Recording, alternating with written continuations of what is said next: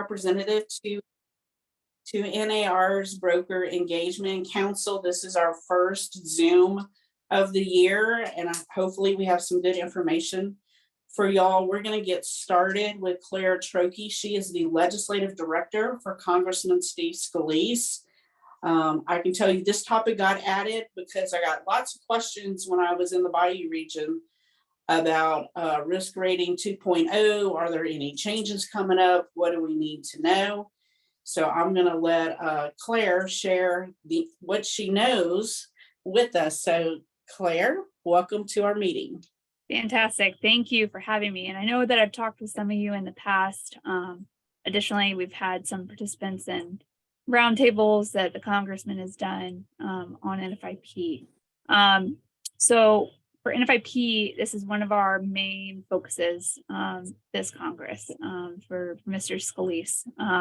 We're really excited that we're in the majority now, so we can help kind of drive some of the agenda items that we would like to see happening. So what that means for NFIP is we have made a request that our Financial Services Committee, which has jurisdiction over FEMA on NFIP, help us get additional information. Our big issue with Risk Rating 2.0, the system that FEMA rolled out, is that FEMA has not provided us the data that they are using. And from what we've seen of their methodology, we have a lot of questions about how mitigation is handled in their methodology.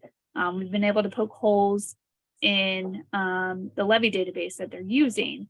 We also have questions about home elevations. One of the other areas is their state base rate that they're using, which before their base rate was based on zones. Now under 2.0, zones are still there, but they don't really matter. And so they have this new state base rate that we have a lot of questions about. So moral of the story there is we need more information about their data, their methodology, because we think that it's flawed and we think that it's producing larger rates than there should be.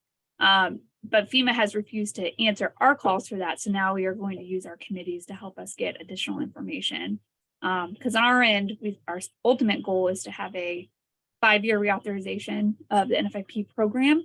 But with that, we have to address 2.0, and we can't do that until we really have the data and understanding of the methodology in order to policy make on that. So that's kind of a brief overview of where things stand now.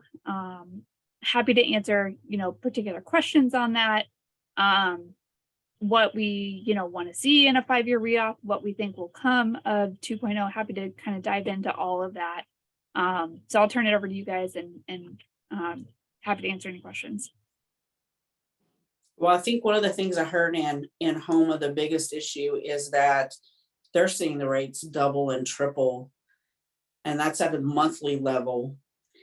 And there seems to be this disregard by the people making the rules that the number of states whose water is drained through Louisiana, and we seem to be getting dinged in terms of insurance rating because of that.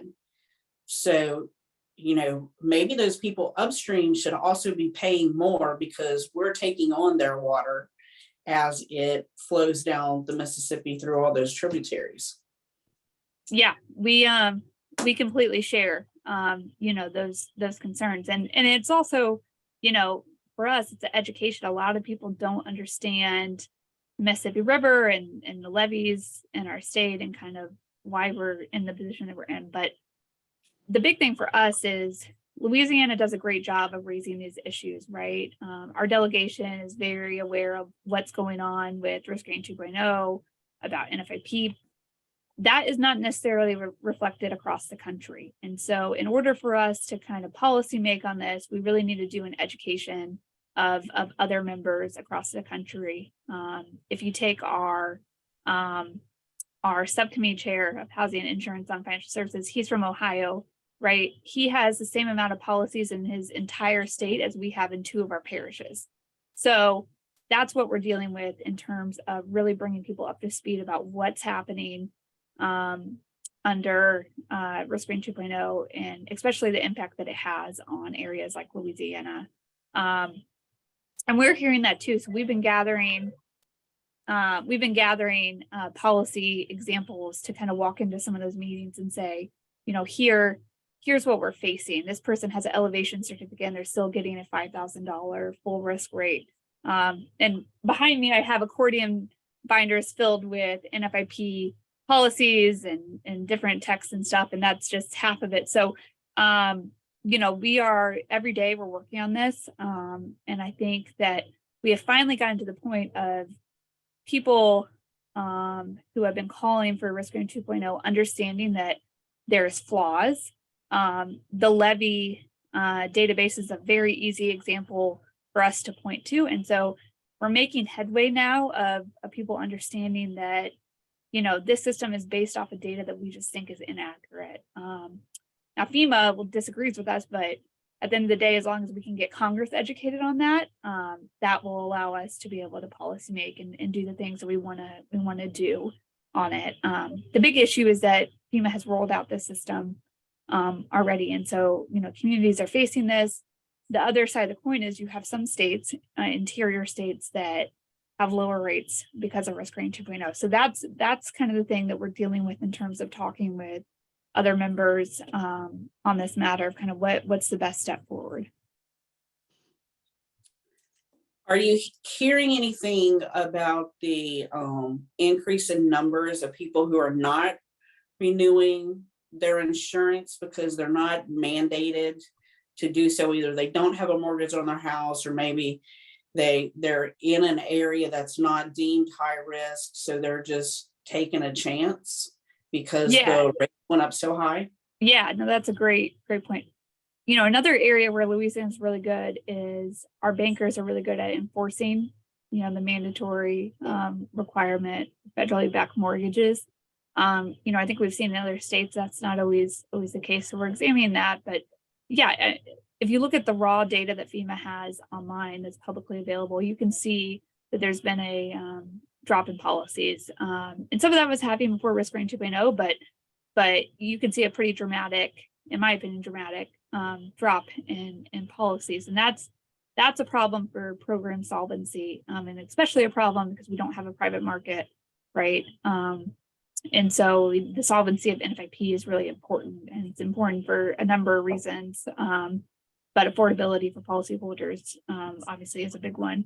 I think what would be, you know, helpful on our end from your guys' standpoint is communication with realtors in other states on this, because, you know, what we are seeing happening in Louisiana is happening in other coastal areas, and so we would love to have realtors from states engaged on this, but also helping educate your colleagues in other states that maybe, you know, aren't as impacted, saying, you know, here's what's happening in Louisiana, because it's going to be a big, since this thing has been rolled out already, it is no small undertaking to try to do some reforms.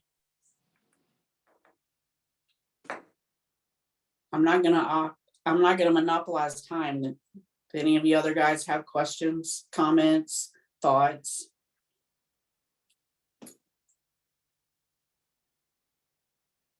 I know David went on mute. He's down in New Orleans. They do a great job of gathering data down there.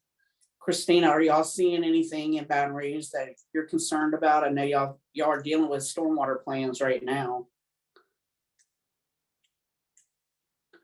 Nope.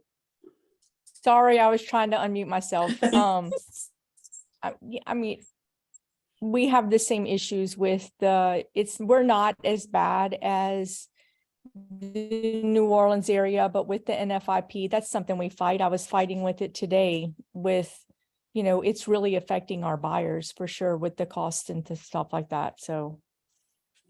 Yeah, we have a lot of concerns about what this means for, you know, the housing market. The other side of that, right, is that after a storm, if you go to receive disaster assistance, whether that's FEMA individual assistance or an SBA loan, all those things, you check a box certifying that you will have NFIP.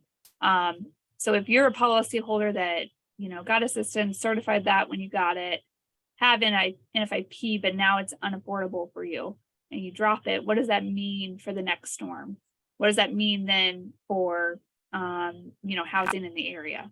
That's a major concern of ours. I don't think we have the data yet there, but that's one of our biggest concerns for the next storm as well. But outside of that, just your home's value, right? For many people, your home is your largest asset that you have. And so what does it mean if you have a policy when you go to sell your home, the next time when individuals are looking at both combined, property and casualty insurance with your NFIP policy? That's a major factor, right? For people as they are making a decision of buying a home. And so I think all of that combined, you guys raising the awareness of that is really helpful on our end, because we are trying to raise that, but everybody's like, they'll ask, what are the realtors saying? What are the home builders saying on this? And so as much as you can help amplify those concerns that we have and that you have would really be helpful on our end. And I think that from a coalition side, we will definitely depend on realtors, home builders, the banking community to kind of help us get the word out and educate other members so that we can, as we're working through what a reform package looks like, use outside voices for that. So an instance that I was dealing with today, we have a house that's 175,000, which to find something under 200 is amazing. So I'm all excited and like researching it. And then I realize I can't even send it to my girl because the premium right now for flood is $1,800 a year. So she can't do that. I already know that through her loan program that she's not going to be able to do that. So it's really tough. Yeah, that's one of the top things we hear, right? Insurance is now a higher cost than your mortgage in a lot of those instances. So we are telling people that so that they understand it. It really is we're in quite an interesting position at the federal level with this new risk rating 2.0 system, because some states are not negatively impacted. They're actually positively impacted. They're seeing people get lower rates. And these are interior states, right? And so we're faced with a system of saying, here's what we're dealing with, and it's severe, but at the same time, we have other, I was talking to a member office from Missouri the other day, large lake system in that state, and they too are saying, we have individuals that are getting these insane rates, even though their home is up a hill, it's elevated, it's never going to flood, but they're facing these huge rates. And so I think we have an avenue to do outreach with those members, and it's really going to take, we got to be able to pass a bill in Congress with members from all across the country. So it's going to take us, really talking with everybody to get it done. Okay. Candy, do you have something? I think you have your hand raised. I do.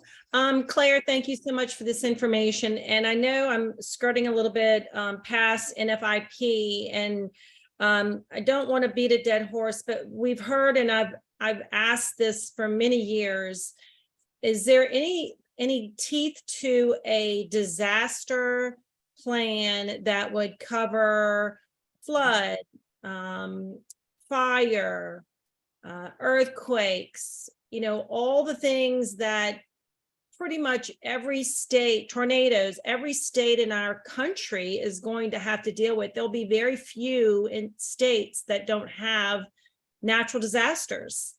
And so where are we with that? Is there any talk about that? Because if everybody put in a little bit, it would solve the problem. That's just my 2 cents. Yeah. So you're talking about instead of a NFIP national flood insurance, you have a national, almost like property casualty insurance type program, or more like reinsurance. Is that what you're getting at? Yes, some sort of plan that would cover natural disasters, which would be those things that no one can forecast. They just happen. Yeah. Yeah, no, I understand. So there, that's interesting because a lot of people view, insurance not to necessarily be the job of the federal government. Flood insurance is the exception, and we got to that point because of the cherry picking that had happened, decades ago. I think that the wildfire issue obviously is growing, and we're seeing, federal assistance through Stafford Act, which is what you have when you have a major disaster declaration, after a disaster. I think that the appetite to do a larger federal insurance program probably isn't fully there at the federal level, because so many people believe that insurance should be handled either by the private market and regulated by the states. But I think there's a lot of conversation around disaster reform and that we need to be investing more federal dollars in mitigation efforts versus coming in on the back end, because we all know that mitigation dollars go further than the federal government coming in and providing, money for rebuilding and in the aftermath. And I think that we'll have a lot of examinations on what, further federal mitigation efforts should look like. But welcome any, input there. And let me know if I was getting your question wrong on kind of what you're seeing as like a federal program. The NFIP is so unique that it's your only really federal insurance program, right? And we hear complaints about that sometimes up here from Republicans that we shouldn't have a federal insurance program, but we obviously explain, why it was created and the need and all of that. Does anybody else have anything for Claire? I'm sure the congressman has lots of things for her to go tend to. So if y'all don't have anything, Claire, thank you for bringing us this information, and we will take your suggestions and work on our end to see what we can do to help y'all, because we know between Congressman Scalise and Congressman Graves, they're leading this charge for us, and really our whole delegation, not to leave anybody out, but I think they're the leading. So yeah, and Rhonda, if you would like, please feel free to share my email address with everybody on the call. I welcome input, especially on NFIP. I think that the Louisiana Realtors can be really helpful in what we're trying to achieve. And we certainly need input from you guys along the way too. So please reach out anytime. As you can tell, I work on NFIP stuff every day, so I'm more than happy to chat with anybody about it.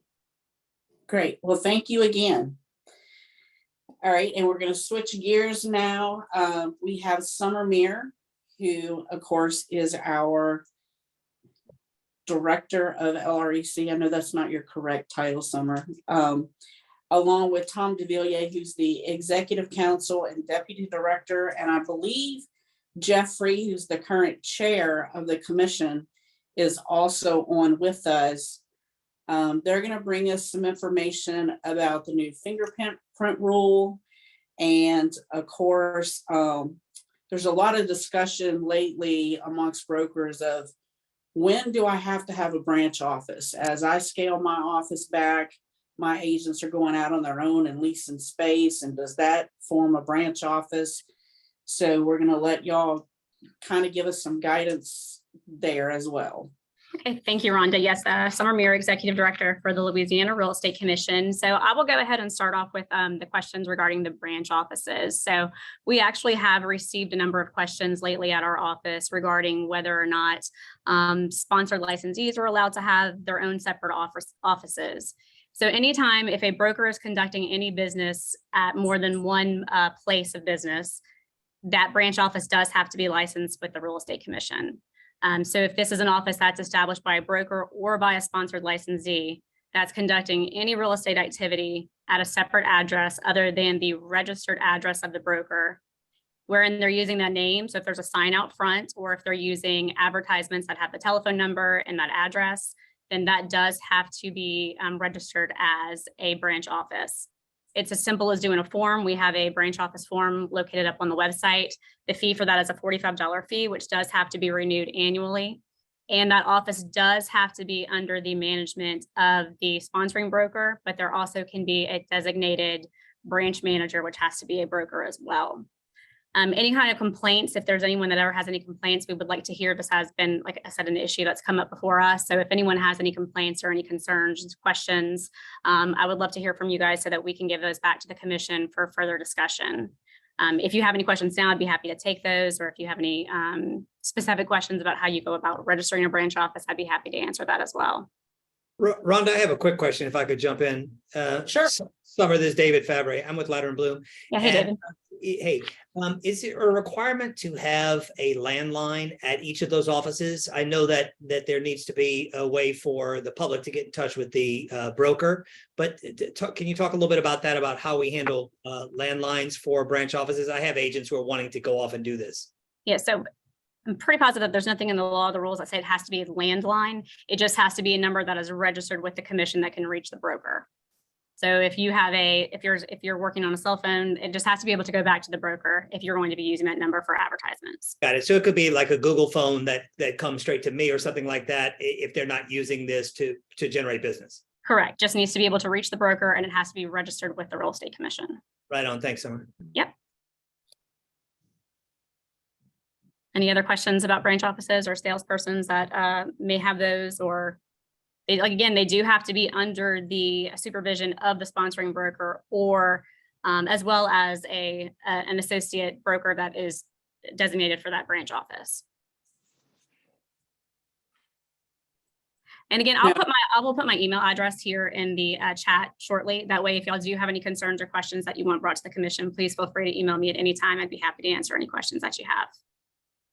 And I think you had a caveat on there that if they're advertising a phone number or an address as the separate office, that's where the flag comes in on the branch office. But if they're just off leasing space and they're doing their real estate thing, but they're not publicly stating what that phone number or address is that the gray area? Mm-mm. Yes, if there's a sign out in the front door that says, David, I'm just going to use your brokerage. If it has your brokerage name up there, then it does have to be registered as a branch office. It may not have the phone number out front, of course, but if you are registered, or if you're advertising with a sign that shows, I'm just going to use Ladder and Bloom. If you have Ladder and Bloom up on your front door, then it does have to be registered as a branch office with our office, with the real estate commission. Is the advertising part of it the crux that requires the branch office?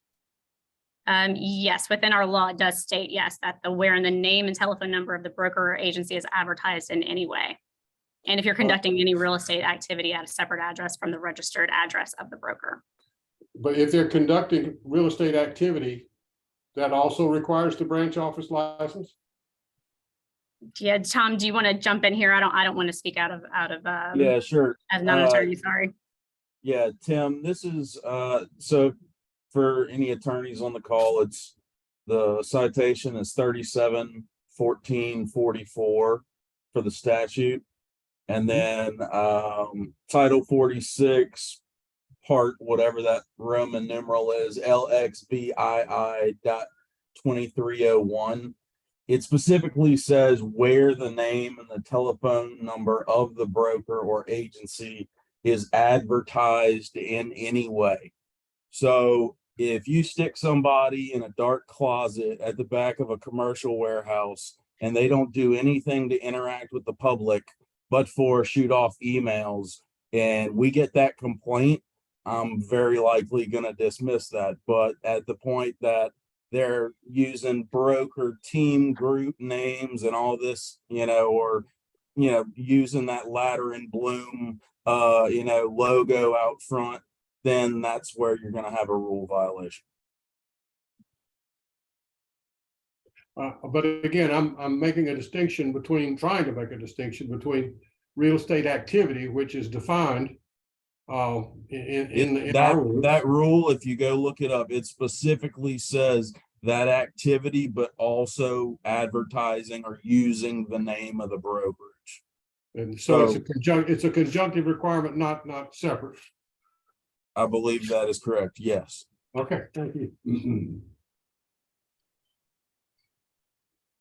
All right, and again, if y'all have questions, you can email Summer. We put her email in the chat if you don't know it. So I think we just implemented the new fingerprint rule at the beginning of the year. So do y'all want to touch on that a little bit? Yes, I'll kind of go over. We're still kind of in the process with Louisiana State Police on getting the entire system in place. But we will be meeting with the Real Estate Commission Legal Legislative Subcommittee on Wednesday, March, I have to look at the date, I'm sorry, March 15th, to kind of go over some of the procedures. But just to give kind of a little bit of information regarding that. So it was Act 553 back in the 2022 regular session that gave the commission the authority to require only initial salespersons and initial broker applications to require them to have a fingerprinting background check done. So these background checks or these fingerprinting background checks will be done and performed by Louisiana State Police. There is a fee for that. The fee is going to be $39.25. If you need to go to State Police here in Baton Rouge, it is an additional $10 charge to have that done. For those that are looking for locations outside of Baton Rouge, they will need to contact, and we'll give this information in the applications once we get this up and going. But they will need to contact Louisiana State Police to get an authorized list of locations where the fingerprints can be taken. There's 2 forms that will have to be submitted back to Louisiana State Police, along with the fingerprinting card, or if they're digital, then they'll be sent digital. Now, the commission cannot process any applications until we get that fingerprint background check back. We're thinking, you know, kind of based off of what other agencies have said, it's about 5 to 10 days. But again, that's all up to Louisiana State Police. So we will kind of be at the mercy of them until they get those records back to us. But we're hopeful, and from what they've said, it's not a very long process. But again, this is strictly for initial applicants, for salesperson, and for brokers. That won't be required for any type of renewal of a license. It's just for initial applications. So we will be putting a push out on our social media. We'll be sending out information to the schools so that they're aware of the requirements to be able to tell those initial applicants as well. And I'd be happy to answer any questions if you'll have anything on fingerprinting. I'm not seeing any hands raised. Okay, and if I may, I just have 2 quick announcements if I could make regarding a couple of things on the website. We do have the salesperson and the associate broker Part B application on the website has been updated as of February. There were some corrections that needed to be made to the prorated amounts for the errors and omissions insurance at the bottom of the page. So if you've already printed out your forms back in January, if you could please go back and check with your brokerages to ensure that you're using the correct form. Again, the bottom of it will say that the February 2023 update was made, and it's the corrections to the prorated amounts of errors and omissions insurance. And that's just for the Part B application. We will also be putting out, as you know, Louisiana Realtors has already started gathering information and comments for the mandatory buy-sell agreement and the residential property disclosure forms. We will be having a task force that's meeting with Louisiana Realtors and with the commission to start gathering comments on that. So we will be sending out our own email as well with a link that you will be able to submit your comments. And that deadline will be May 1st. So please be on the lookout for that email. We'll be doing a social media push on that as well so that we can get those comments if you have any for the 2 mandatory forms. And I know we've already been hitting that Right. somewhat and gathering some of that information. So you guys, please meet with your agents. If they've got a question or a comment, we need to get those in, because the only way we make these things better is for people to speak up before they adopt the contract and not complain afterwards. Any questions on any of that? All right, well, Summer, thank you, and Tom both. Thank you. For that information, and thank you again for every quarter being willing to come on here, and Lord knows what people are gonna ask. No problem. I appreciate you giving us the opportunity. Thankfully, everybody's been pretty friendly. You're not gonna turn Tom loose yet, are you? What's that? No. Well, are you gonna say something that he should write you up Just for? Tim? always trying to cause trouble. Uh-huh. He's always popping in on me, catching me with my feet up on the desk and stuff like that. So You may But- want to hang around. There may be a violation coming up. no threats to be made. Y'all have a No good one. threats. Thank So you. Good to hear you, Tom. thank you guys again. And we are very lucky to have Adorna Carroll with us today. Yeah, we're gonna try and start highlighting some of the benefits of your Louisiana Realtor membership. And Adorna is up first because we have a new relationship with her. And it will benefit you and your agents tremendously through the offering of certification and designation classes. So Adorna, I'm going to let you explain what Norman has been able to work out with you and your team. Oh, that's wonderful. Hi, everyone. Thank you so much for inviting me to your meeting. And it was really great to, listen to your updates as well. Always great stuff. You guys are ahead of the curve, I think, based on some of the other places I have to teach. So you really deserve a good pat on the back for everything that you're doing and for the amazing staff that you truly have, and how you collaborate with everybody else. And that really is the perfect segue. Norman and I have had a conversation because I have a faculty of national trainers. You have always had a culture for bringing in the very best of the best for your training, for designation courses, certification courses, and certificate programs that also interface with your GRI program and then offer CE should you need it. So we've been doing virtual training, obviously, through COVID, and decided that, we're going to continue to do it. The trainers that I have are on the A list for sure. And so we are offering associations an opportunity to be their trainer, virtual trainer. And we want to be a real support for the brokerages. We will deliver only national courses. So it's going to be all the credential courses, and it will be taught by people who actually do that level of business in that particular subject matter expertise.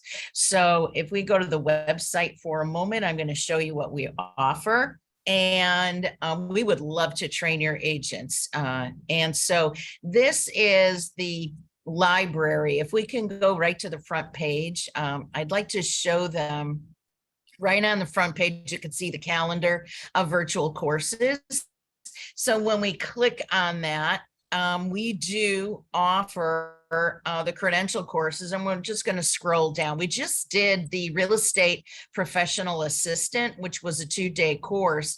And you can see we've got the RENE coming up. We offer the broker courses, CRB courses. So the entire series will be offered.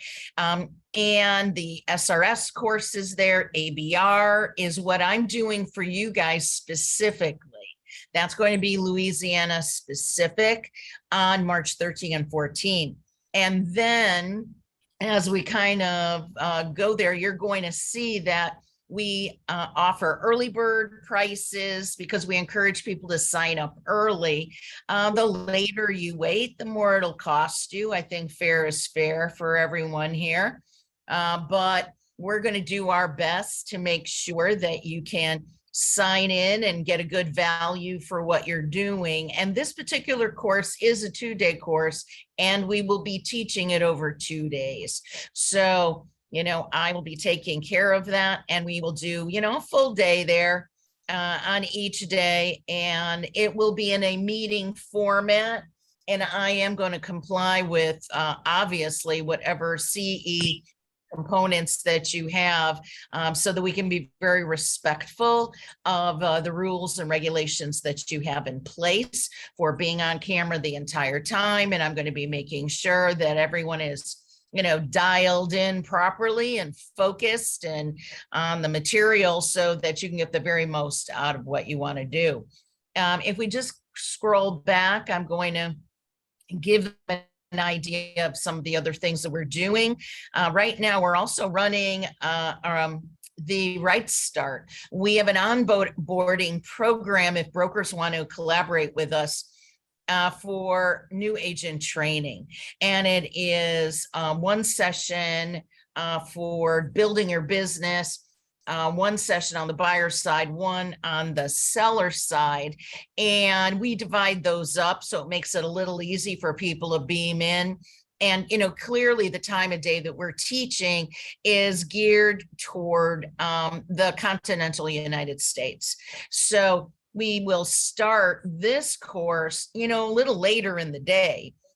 Because generally speaking, newer agents have a full-time job or at least some other employment, and this will give them an opportunity to beam in with us. And then we want to make sure that they know what they're doing on the basics. So we send them back to you so that then you can focus in on your company tools and all of the featured benefits that your brokerage provides.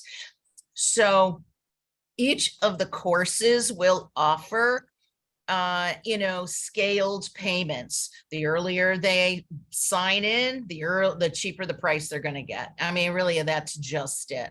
So we'll be doing another round of the Real Estate Professional Assistant. We're going to do the trifecta, which is RENE, ABR, SRS. The ABR will be just for you. We'll also offer the PSA. So if I can go back there, if you don't mind, please, Kim, I want to go back to the calendar, please. And then when we're looking at that calendar, we're going to also be looking at not only the PSA, but we'll deliver MRP. We're going to deliver the new certification, which is HFR. So we're going to click on calendar or virtual courses again, if you don't mind. And as we, I've got my calendar messed up, or my screen messed up. What can you see now? Let me go back and just redo it. There you go. You were almost there. Okay. I'm getting there. Well, the good part is that all they need to do is just go to dynamicdirections.com. And when they click on that link, they're going to see everything that we're delivering. And, you know, as I said, the trainers that we're using are all national trainers. These are folks that you would see at convention programs and national conventions as well. So I'm happy to entertain any questions that you might have. We have certainly forwarded this program to all the local associations for them to promote, but I think the brokerages really drive the car on this. You know what agents need help with, whatever, and we can have them in a general population class. You know, we don't need to have, 20 or 30 people from one company or from one association. And, folks can just sign up for whatever they want, and we will do the very best. I will say that for our general population courses, so people from all over the country beam in, that's going to be a great referral opportunity for your agents as well to mix and mingle. And also, we would deliver what would be normally a one-day course over two, so it doesn't suck up their entire day. And if it's a two-day course, we will do it over 3 days. And that way, people can still get some business done that day and they're not completely out of pocket. So if you have any questions or concerns, please let me know. I am more than happy to answer any questions that you might have. Anybody have anything? I'm checking the chat. Okay. The website is up there. And again, you don't have to wait for your local association to schedule these classes. You can have your agents jump in. If you want to pay for it as a broker benefit, you can. If you want to give them credit somehow, however you want to present this as a value to your agents to encourage them to learn more, especially now with the way the market is. We've been looking at the HFR one specifically for some of our agents. I can't wait for that one to be offered. Yep. And if you want to improve your ability, the CRB is great. I know several of us have that. And we will be offering one of the CRBs during the broker summit in June. So you'll get that, and then you just need 2 more, and you can put those letters behind your name. Somebody has something in chat, I saw pop up. And we are also going to offer the team series, by the way. Is there any way to have the new agent class for several agents at one time in the same room? Our preference is no. Okay. And I will tell you why. We can't really see them well. We can't hear them well. And, then they have a tendency to do some side chatting. So we would much prefer to see the whites of their eyes the entire time and have them on camera. And then we will use breakout rooms and stuff like that. And we can't do that with a group that are several agents. They all got to beam in on their own volition. All right. And that also creates if they're getting continuing ed, I know that creates an issue for monitoring and reporting. So Sure does. Yes, for you guys it does. Right. Yeah, and for actually other states too. We want to break them out with folks that are, across the country, because again, if we can do that, then they can build some referral, business for themselves and relationships, which I think are really important. And that's right across the board. That's for all the courses. right. I like taking classes when it's not just Louisiana people in the room. You get a different perspective, and you get to learn everybody else's rules. So yep. And no expense for traveling, which makes it kind of cool. Yep. All right. Does anybody have anything else for Adorna at this time? Well, then we're going to keep rolling. And Eric, are you with us? Eric Landry is our association, I won't say attorney, but he's our legal team. He's one of our legal minds over there. There have been a lot of questions coming up in the broker mandatory class since the commission put this little topic on, are you a 1099 or a W-2 employee, and how to classify them. So I kind of asked Eric if he would do the 2,000-foot level. He's not going to get into the weeds on this. And if you have questions, of course, you can send them through the broker hotline, but it's probably better just to call the Department of Labor, because they've got some really good staff there and some guidance and some checklists that can help with that too. Yeah. So Eric, whenever you're ready. All right, good. Can everybody hear me okay? All right, cool. And as you said, Rhonda, there are a lot of weeds here, and you can get into a lot of weeds. And one of the things we got to kind of think about is that independent contractor versus employee has relevance in a number of different contexts.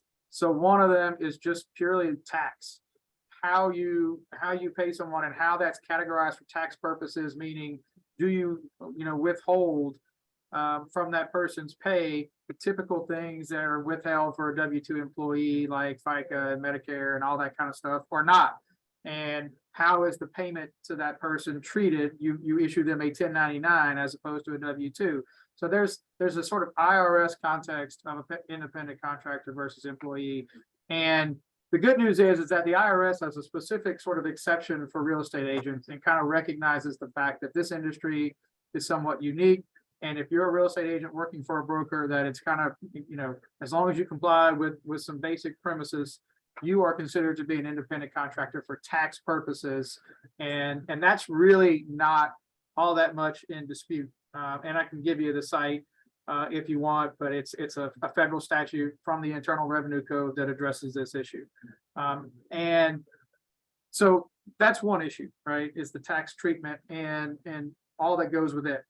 Another issue is kind of liability, and vicarious liability is what we call it in Louisiana, meaning, is an employee responsible or is an employer responsible for the acts of its employee? So typically speaking in Louisiana, we do have vicarious liability, meaning if a guy driving a truck on behalf of Waste Management Solutions is driving down the street and gets in a wreck, Waste Management Solutions is responsible for all the damages caused in connection with that wreck, because it's their employee in the course and scope of employment.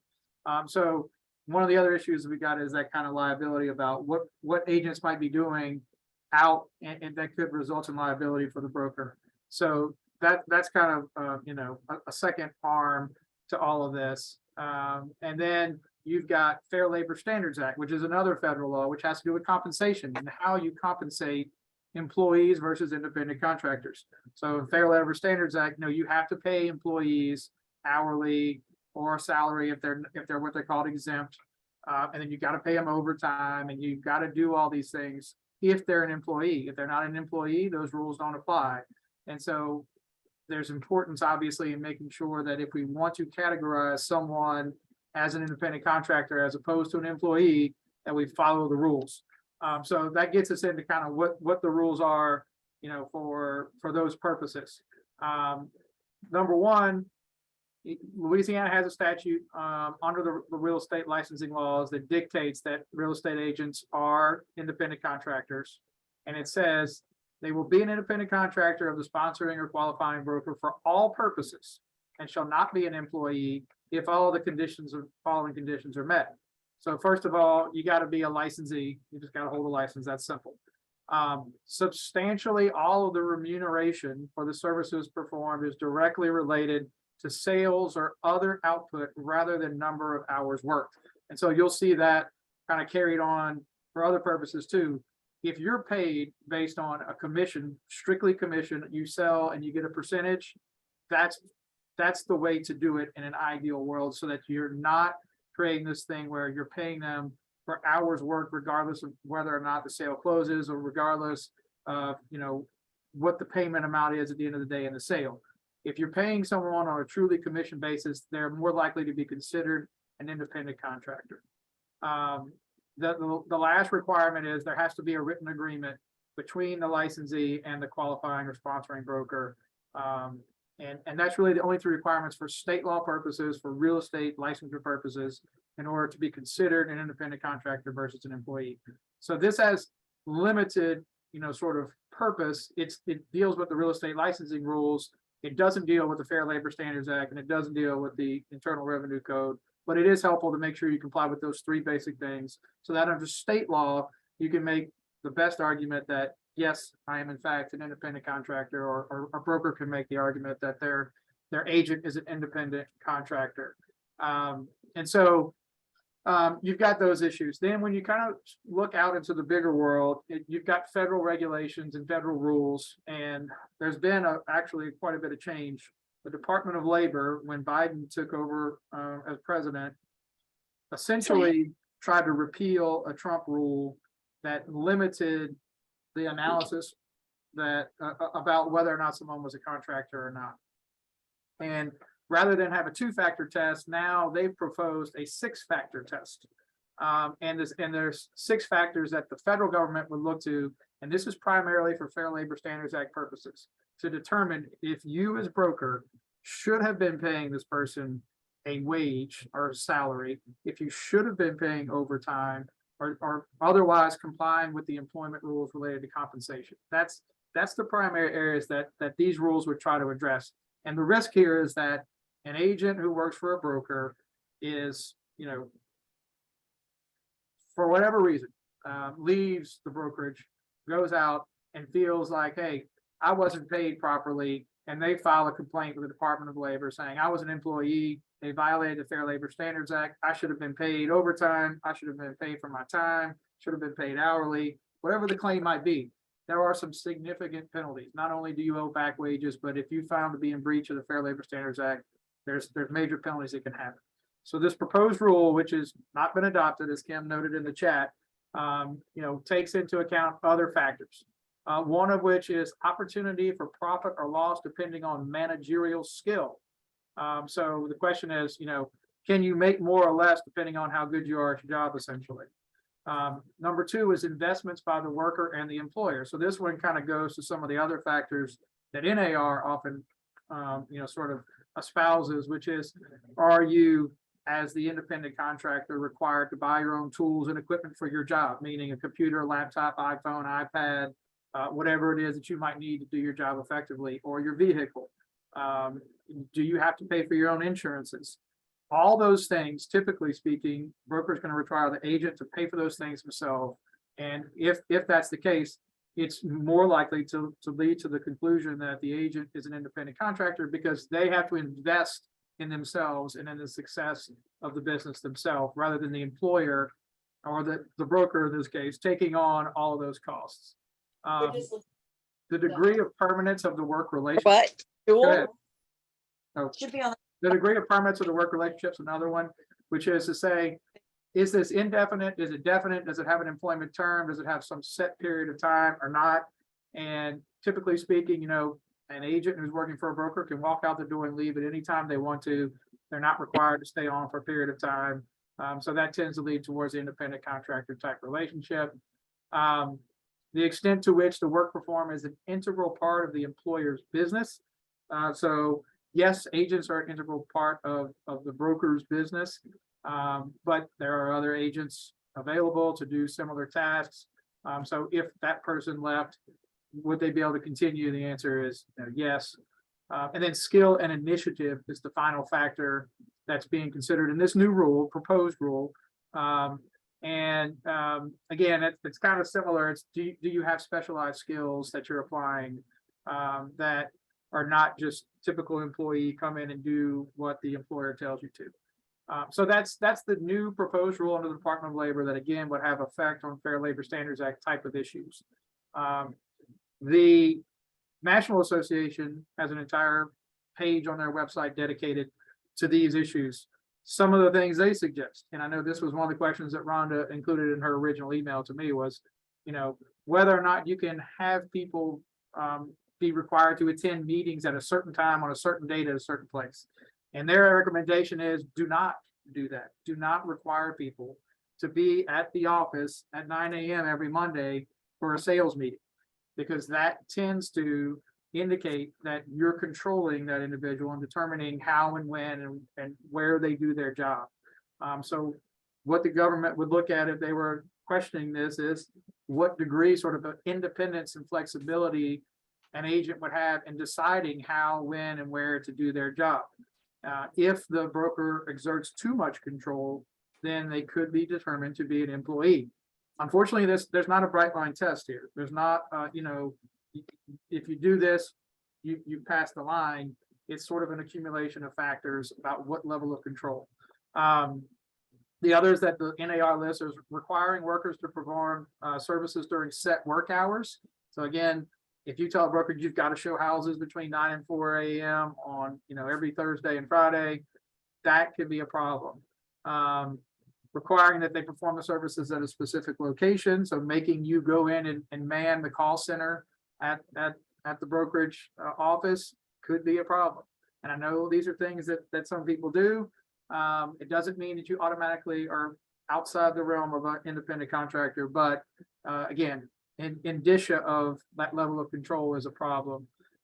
If you're providing too much training to the worker, to the agent in our case, and overseeing them too much. Now, there is a level of supervision that's required by statute, and that's perfectly fine. But if you're, making them come in for some sort of training on a monthly basis every month for multiple hours, then you're again adding to the idea that they're an employee. And then the last one that they have listed was supplying tools and materials. So again, if the agent's getting their own tools and materials, whatever those might be to do their job, that's a better scenario. So all of those are kind of, again, factors that are considered when determining, is this person an employee or independent contractor? In Louisiana, under state law, obviously we have the real estate licensing laws to kind of rely upon should this ever become an issue. There aren't a whole lot of cases that deal with this issue with respect to real estate agents, and it's not come up. In other contexts it has, and again, it's probably almost always in the context of either vicarious liability or in the context of some sort of compensation like a wage and hour claim. So those are the places where where we see it in real life outside of the real estate agent context of independent contractor versus employee and where it's important. So happy to answer any specific questions that anybody has about any of that. Anybody have anything?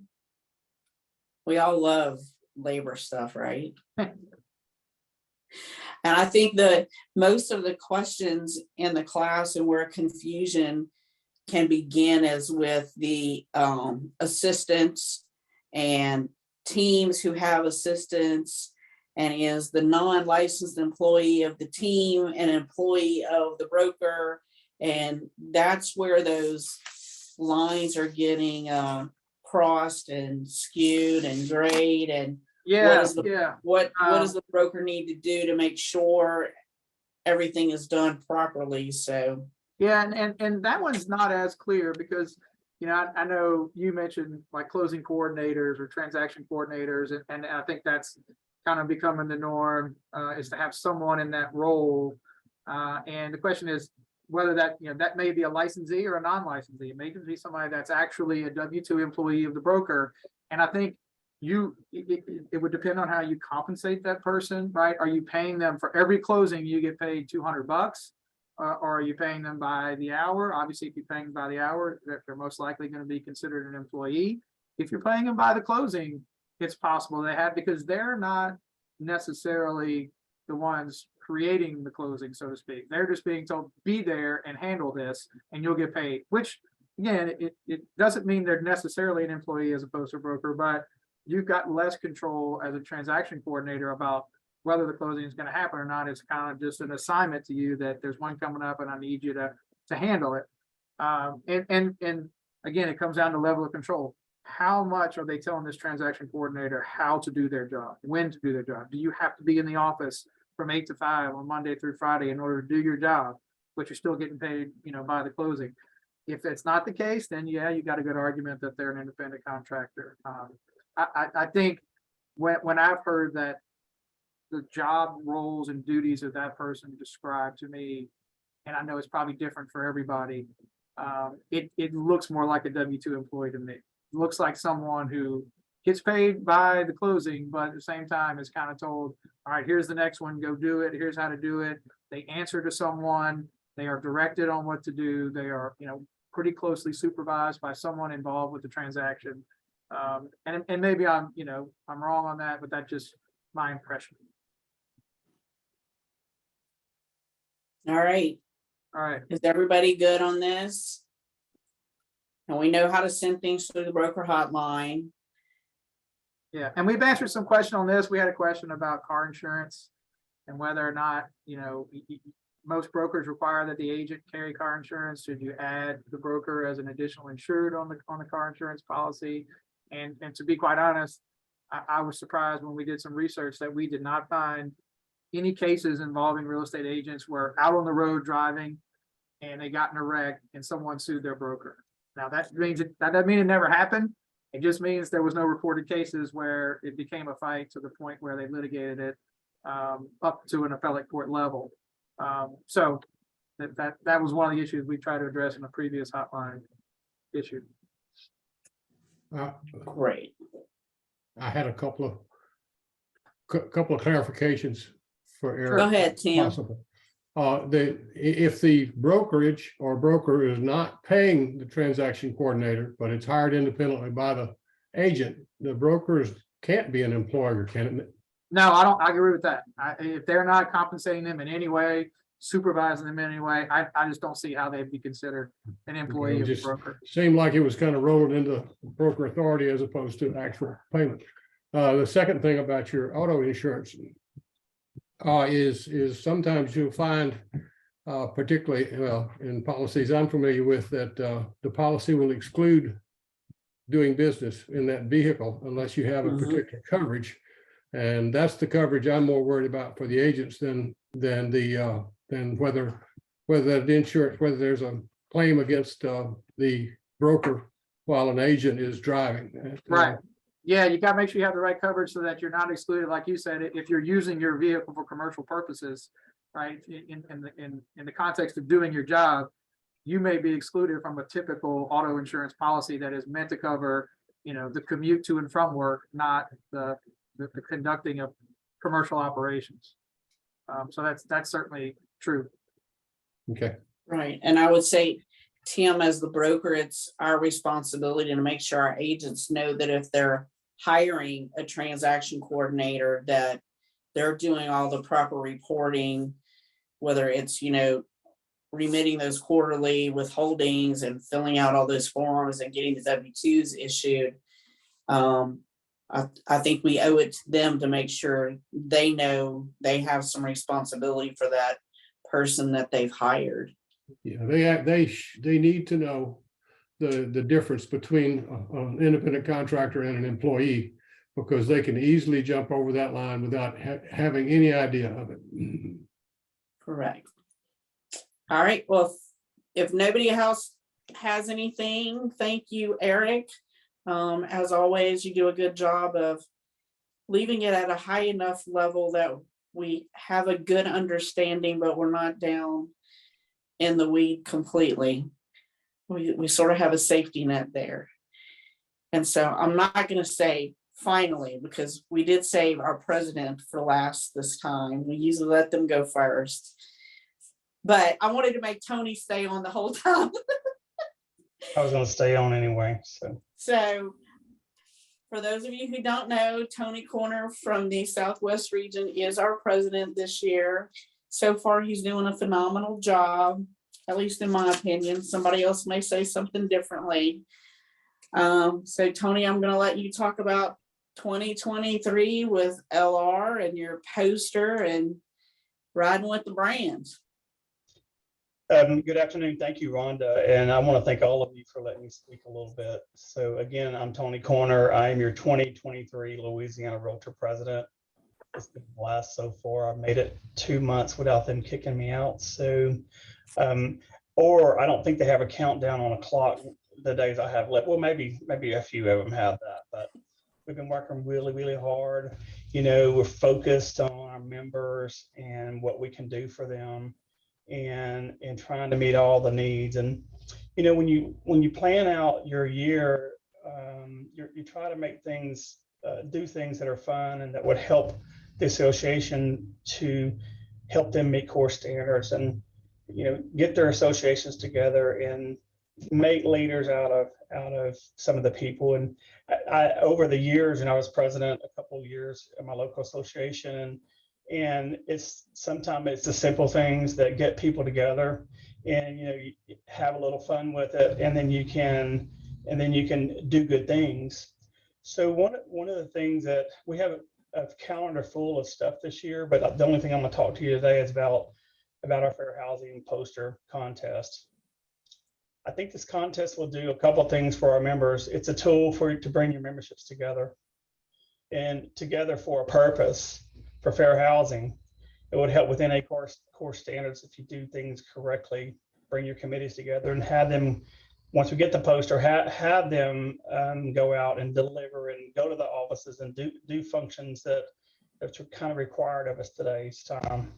So it's just, and I think it brings a camaraderie with your agents, and competition always, to me, brings your members closer together. So it is a statewide contest where we ask our members to create a fair housing poster that brings to light everything fair housing encompasses. This poster can be designed in any media that the artist chooses. It could be digital, and you can paint it, or you sketch it, etc. There is some criteria that we have to meet. The artwork must be original. Louisiana Realtor logo must be included. And one of the things about this poster, this will be our statewide poster, so it has to have our Louisiana Realtor logo on it. It has to be able to be printed on an 18 by 24 size. The contest starts at the local level, and we did it locally, so they would have the opportunity to either raise money for whatever charity they want. They could offer money to bring their people together, whatever the local associations want to do, raise money for Laura Pack, or do whatever they want to do. But once they have one poster from each association, that association would bring it to the state level. And so the winning entry from each local association will be submitted, but they have to be submitted no later than April 1st. If you have a problem with the April 1st, call me and we'll work on what you need to do. I know one of the associations has a contest trying to raise money on the 2nd or 3rd, and we're going to work with you, but we want these posters, and we already have one poster. And I'll be honest with you, whoever's you get to do your poster, you need to step up your game. It's pretty good, the one we have. So in final voting to determine the winner would take place at Realtor Day in April 26th. And, you know, we did it to where April's Fair Housing Month. And, you know, we have a fair housing speaker. You're going to get some education hours for that kind of stuff. So, and then the poster. So we hope that is something big, brings awareness to fair housing, brings our people together, brings people to the local association to help people to step up to be a leader. And then on the state level also, all local winners will be showcased. So there's only going to be one poster that wins, and that will be our poster. But we're not doing away with all the other entries that were turned in from each association. Those posters will be put on a calendar, and we'll have those for 2024. And we are going to sell those, and we're going to raise money for fair housing charity. So, you know, have fun with it. You know, as brokers, you know, your association can send it out, but as a broker of your company, you can get your agents involved. And, you know, it's not just about winning. I want to win. In fact, I hope we win in Lake Charles. I hate to say that out directly to you guys, but I hope that we win in Lake Charles. And, you know, just have some fun and get part of your membership. So that's all I have to say about the poster, unless anybody has some questions. I think we're good on that. Okay.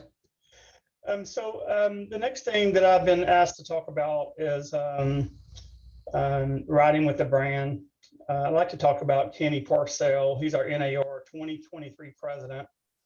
His initiative is riding with the brand, you know, and I've heard him speak about all the things that he does, and trying to prepare for this meeting.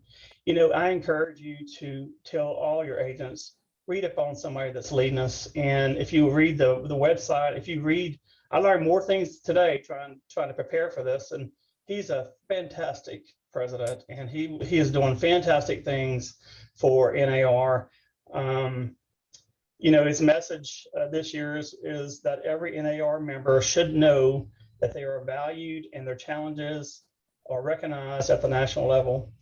And I can't say enough about, if you don't research them and really read what's on the website, it's amazing. I've heard him you know, when we were in Chicago, we with him, and you know, and after I left there, I left better than I got there, because that's what he does for you. And you know, I think it makes all of us want to be better people. I think when you're a better person, you're going to sell more real estate. You're going to be better in your offices with the brokers. You'll be better all together. So we do have a video, and I was hoping they could run the video, and he's going to tell you some of the main things that we need to know about him. So.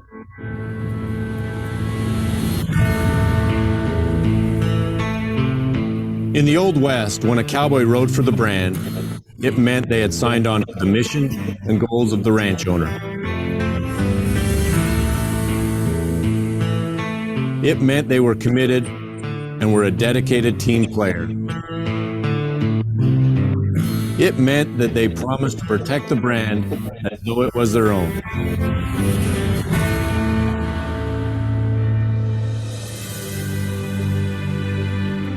The theme for 2023 is not riding for the brand, but rather riding with the brand. Because you, the members of the National Association of Realtors, are the brand.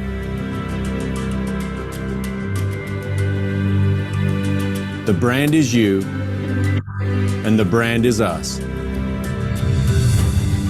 We are the brand, It's who we are. It's bigger than any one person. And for years, great leaders like you have protected and safeguarded the brand. Thank you for riding with the brand and giving your very best. Our brand represents the best of people who truly love our community and the people who live in it.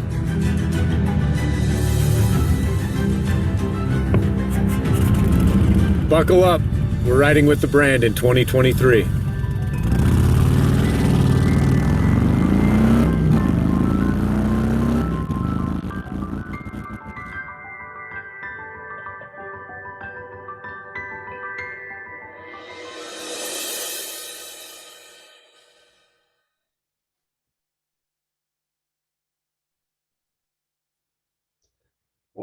Well, thank you for the video. And I will tell you, there's a bus, the bus tour.